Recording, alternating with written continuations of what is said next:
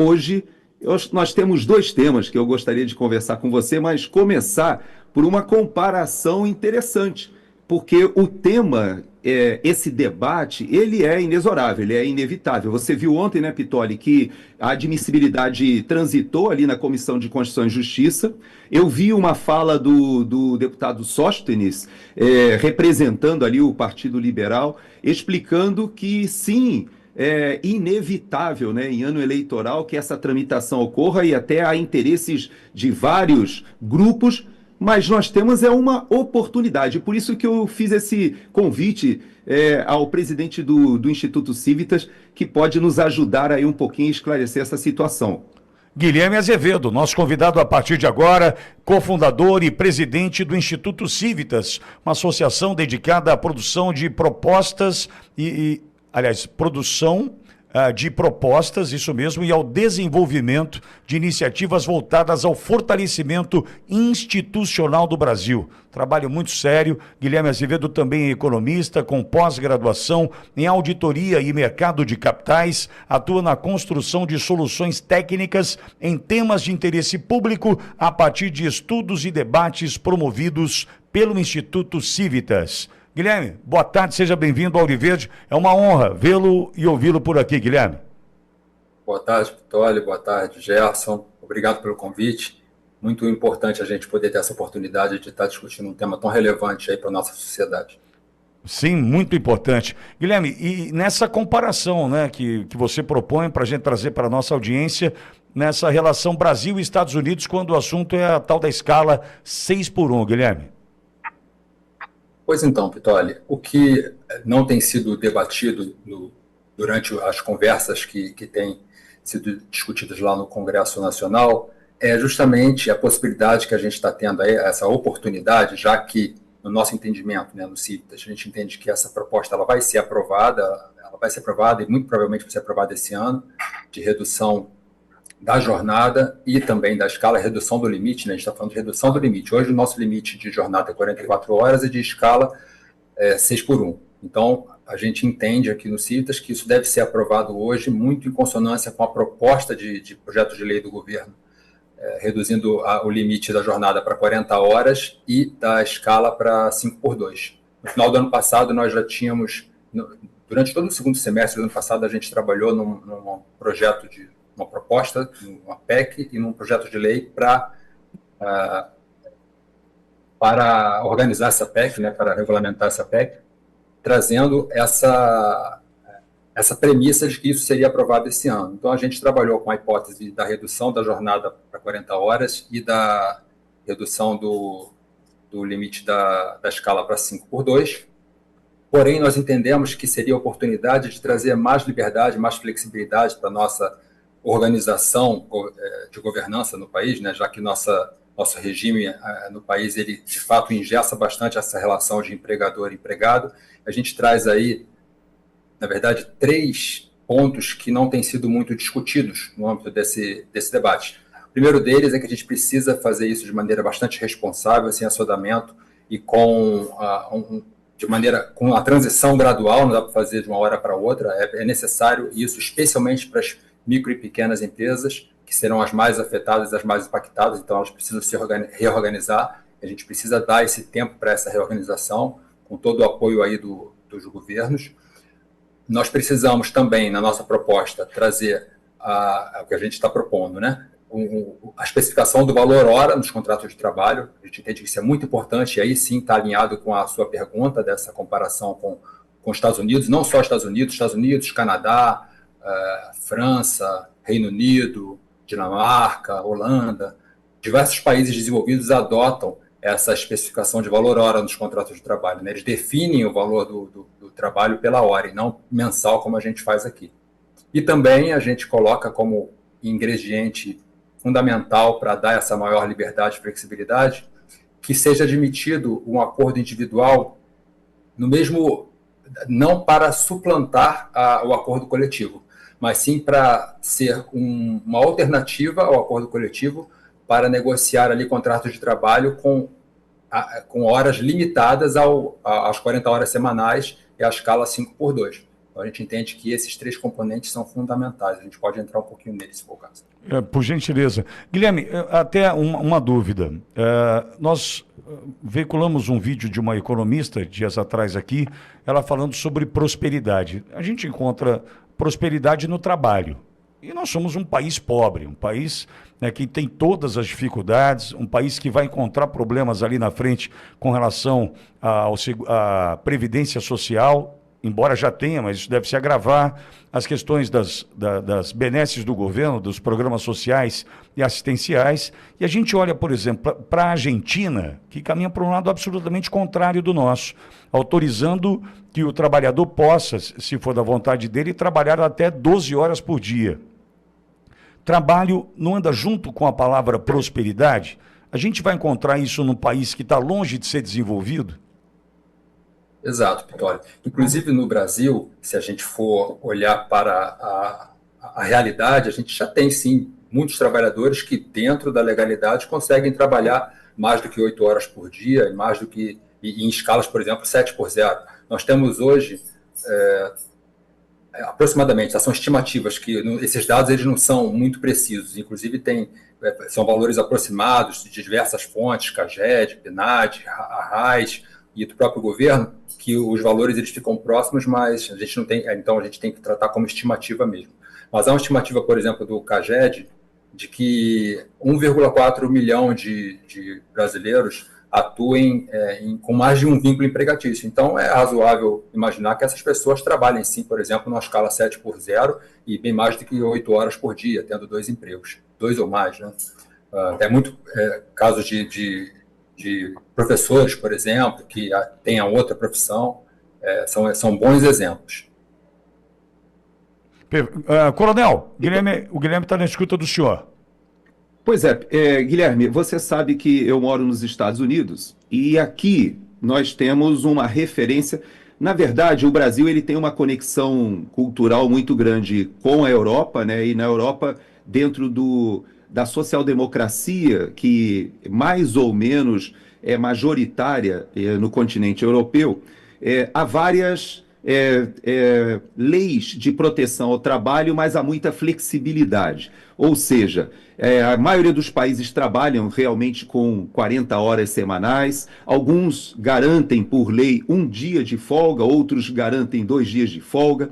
Mas eu gostaria de trazer para o exemplo dos Estados Unidos, porque acontece um fenômeno aqui que já ensejou, inclusive, piadas, paródias, etc., que falam que os trabalhadores do mundo inteiro fogem dos países com maior proteção ao trabalhador e vêm aqui para os Estados Unidos, onde praticamente não existe uma lei trabalhista na modelagem que a gente encontra no Brasil. Então, só para a gente ter uma ideia, aqui nos Estados Unidos nós temos a Fair Labor Standard Act, que é uma lei federal e que ela não estabelece limite praticamente nenhum. Então, você pode trabalhar 7 dias por semana, tal, mas existe uma referência que você citou na questão de trabalho por hora, porque aqui o que existe é o seguinte: tudo que você trabalhar acima de 40 horas na semana, ou seja, a cada 7 dias, e eles fazem questão de botar cada 7 dias, porque você pode abarcar até mais de um final de semana, mas a cada 7 dias, você trabalhou mais de 40 horas, você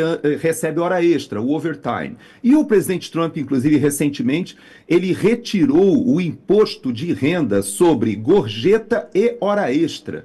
E isso alavancou os salários aqui nos Estados Unidos. Então, eu vou dar o exemplo do meu irmão, que mora na Califórnia. É um engenheiro na área de... É uma fábrica de semicondutores que trabalha 24/7. Ela não para hora nenhuma.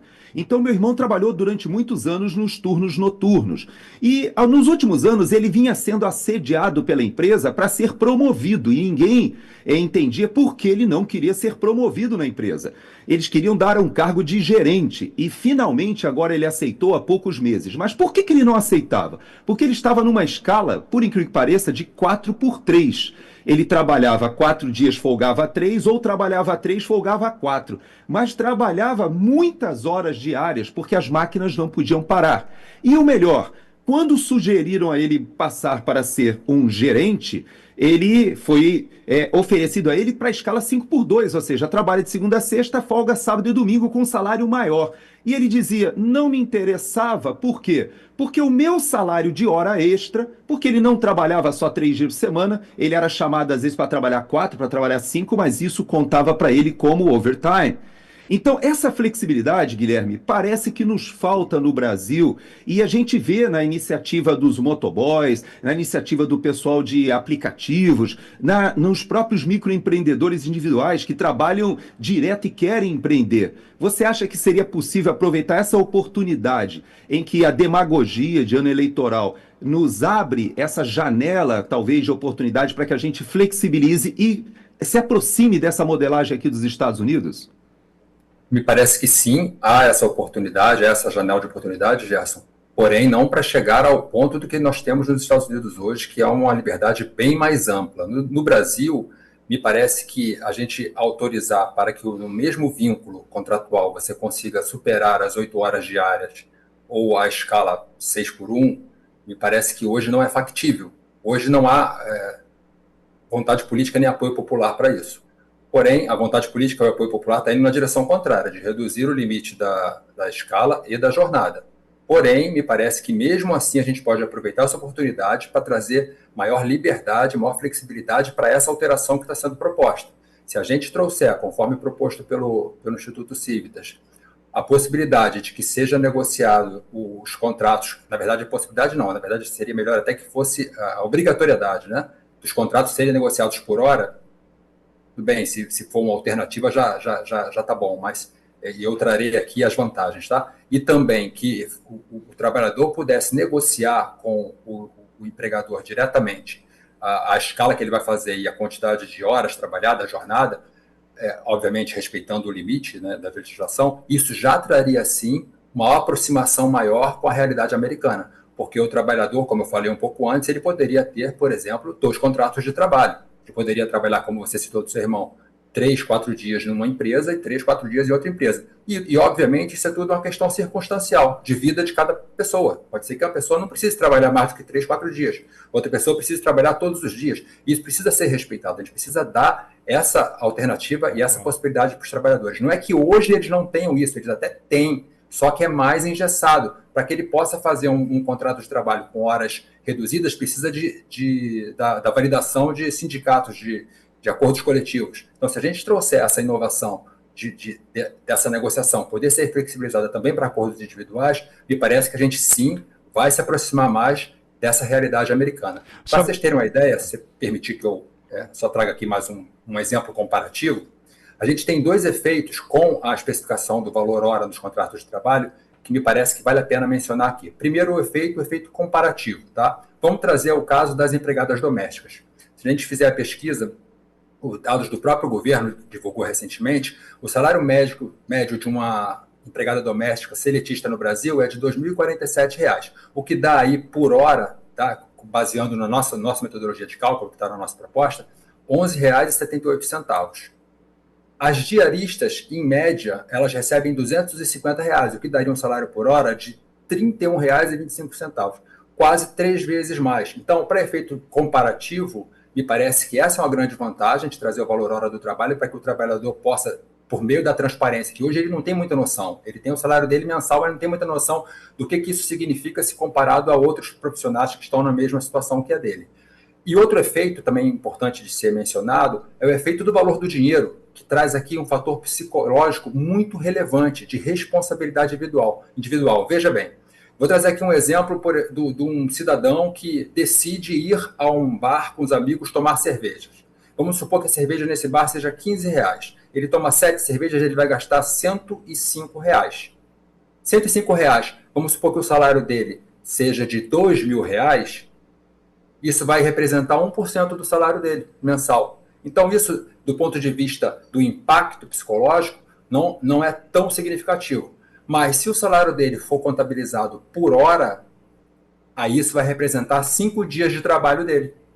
Será que esse trabalhador que está especificado o trabalho dele por hora, ele verificar que para tomar essas 7 cervejas ele vai gastar 5 dias de trabalho, ele não vai preferir, de repente, comprar essas 7 cervejas a R$ 5 no mercado e levar para casa? ou tomar com os próprios amigos, mas num bar mais barato. Então, são dois efeitos que eu achei importante a gente trazer para explicitar o porquê dessa maior transparência tão importante para a gente aproveitar aí nesse momento para trazer para a nossa realidade brasileira. Guilherme, quando a gente conheceu a tal da reforma tributária, logo quando começou a se discutir reforma tributária, a primeira pergunta que eu fiz aqui na Ouro Verde foi a seguinte: quanto vai custar mais para a gente? Porque quando a gente está falando de governo, a gente não tem quem vai devolver dinheiro, né? Eu brinco, até tem uma frase que eu uso, que é, depois que a gente conheceu o caro, o barato sumiu. Então, por exemplo, teve um realinhamento agora do preço do diesel. No Brasil, R$ 7,69 a média.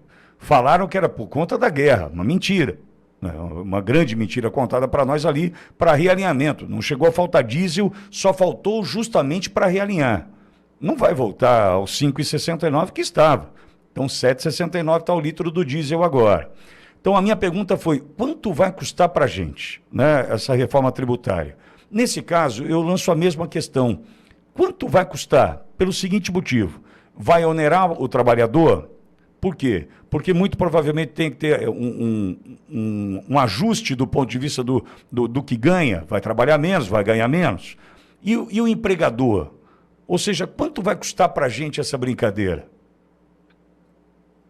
Olha, tem diversas entidades que têm feito estudos nesse sentido, só que tudo vai depender das premissas que são utilizadas. Por exemplo, recentemente a gente analisou um estudo que foi feito pela Fiesp de Santa Catarina, e no estudo deles, eles consideraram como premissa que essa redução da jornada e da escala não traria ganho de produtividade. Me parece que, enfim, é legítimo que eles tragam, que eles façam esse estudo e que adotem a premissa que eles entenderem mais razoável, mas me parece que é uma premissa bastante pessimista, tendo em vista que há estudos consolidados do comparativo do esforço e do descanso, que diz que a relação, quando você tem um descanso maior, você ganha em produtividade, você adoece menos, você melhora o seu humor. Então, nos parece que a questão de ter um dia mais de descanso, aliada a uma gestão de pessoal melhor das empresas, né, para eles possam sim tentar se aproximar, se não conseguir que esse trabalhador que trabalhava, por exemplo, 6 horas por 6 dias por semana e passa a trabalhar 5 horas com 40 horas, né, de 44 para 40, ele consiga entregar nesses 5 dias o mesmo que entregava nos 6 dias. Agora, quanto ao impacto, efetivamente, Pitoli, pelos nossos cálculos, obviamente, vamos trabalhar com exemplos aí de 44 para 40, tá? 44 para 40 horas. A gente tem hoje a estimativa de que acima de 40 horas no Brasil, dados do governo, são 37 milhões de pessoas. Obviamente que aqui tem 41, 42, 43 e 44 horas, mas vamos trabalhar com a hipótese apenas de 44 horas, ok? Essas pessoas, quando reduzir para 40 horas e manter o mesmo salário, a diferença aí, no caso, o custo vai aumentar para as empresas em 10%. Agora, o quanto isso vai impactar no custo da produção ou no custo da prestação de serviço? Isso vai depender do quanto que a mão de obra representa na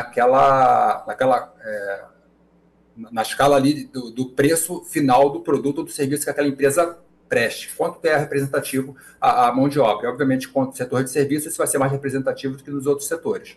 Então, há também estudos que dizem aí que pode variar entre 3% e 5% de aumento, tá? Só que esses estudos, geralmente, eles desconsideram esse efeito que pode, né, que é viável, que a gente espera que vá acontecer, de um maior descanso, trazer uma maior produtividade, aliado aí à gestão também, uma melhor gestão de pessoal que as empresas terão que implementar. Então, me parece que teremos sim um impacto, tá, Pitoli? Agora, sendo feito de maneira escalonada, com responsabilidade, dando prazo, especialmente para as micro e pequenas empresas, me parece que dá para fazer isso de uma maneira mais tranquila, dando bastante tempo aí para as empresas se organizarem e que o impacto não será tão catastrófico do que, por exemplo, se determinasse que do dia para a noite tivesse que reduzir para 36 horas, 4 dias por semana. Me parece que a proposta que o governo traz de 5 dias e 40 horas semanais seja, de fato, algo que dê para reorganizar melhor e, obviamente, com a transição gradual, a gente consiga suportar, sim, esse impacto. Coronel, só mais uma questão, já passo para o senhor. Mas, Guilherme, estão falando em 36 horas também. Existe o risco das 36?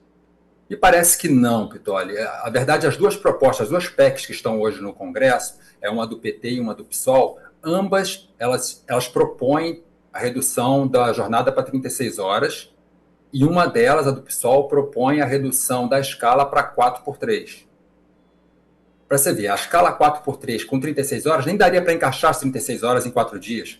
Então, subentende-se que se o empregador adotasse as 36 horas nessa escala 4x3, ele teria que pagar 4 horas extras, né? Porque você dividindo 36 por 4 não encaixa as 8 horas, que é o limite.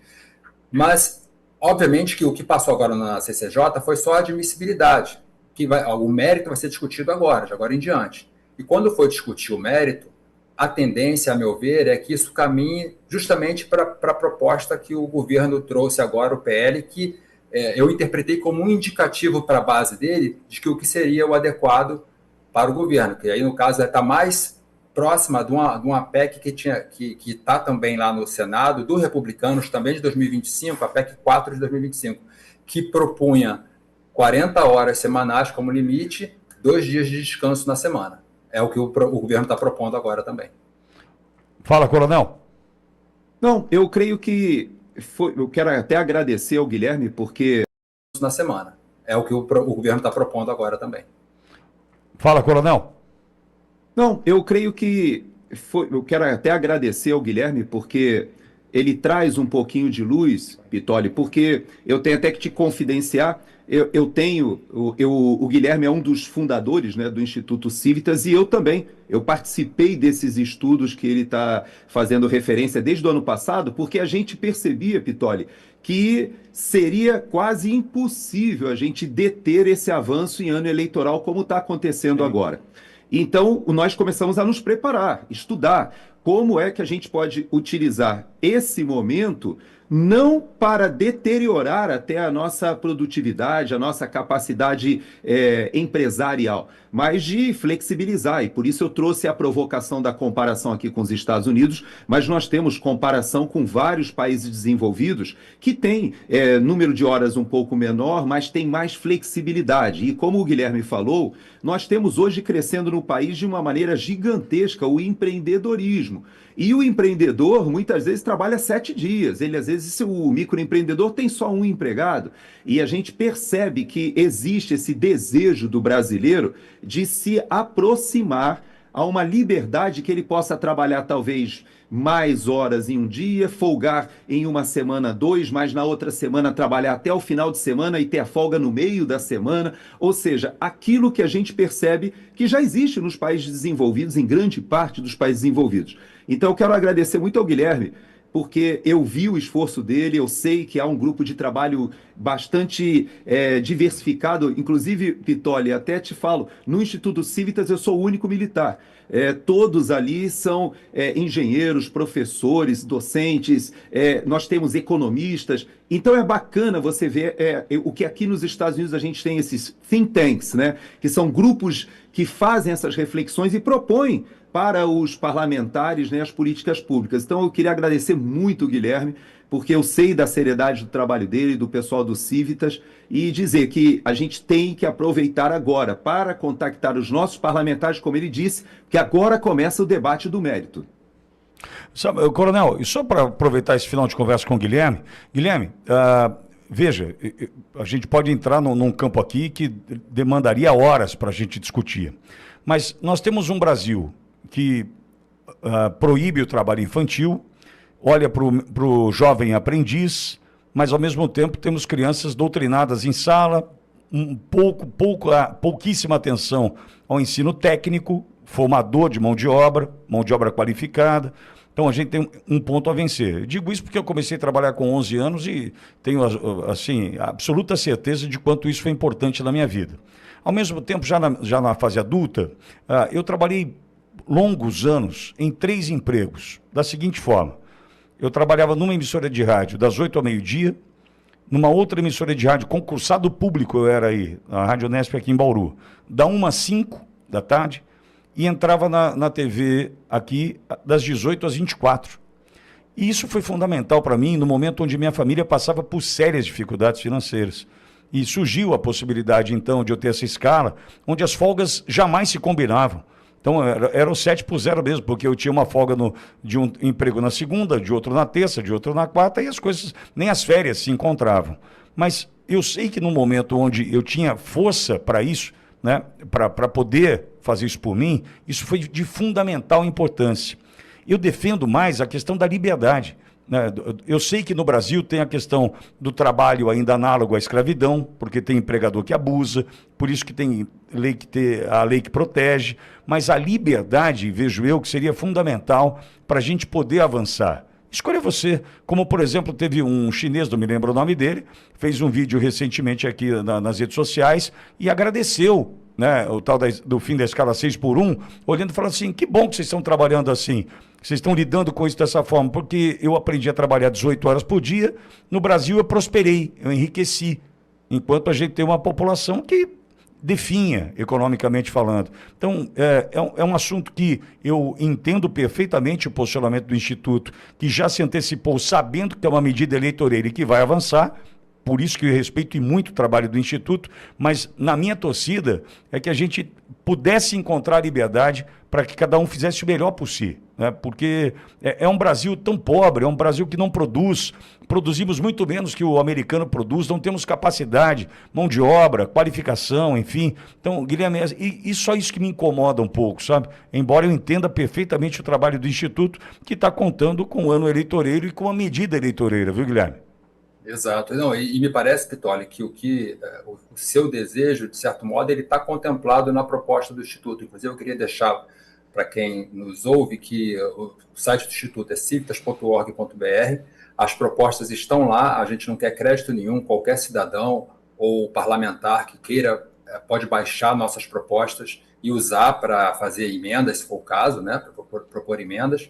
E esses dois pontos que eu trouxe, Pitoli, eles vão muito em linha com o que você sugere, que é instituição do valor hora do trabalho e a possibilidade de negociação individual. Me parece que essas são flexibilizações que trazem a proposta para uma proximidade maior de liberdade, que é a que você deseja, digamos assim. Não é o ideal, mas a gente caminha nessa direção. Muito obrigado. Guilherme Azevedo é cofundador e presidente do Instituto Civitas, convidado do Coronel Gerson Gomes, nosso convidado para essa conversa sobre a questão da escala, fim da escala 6x1. Guilherme, muitíssimo obrigado. Obrigado a vocês, a oportunidade, sempre às ordens.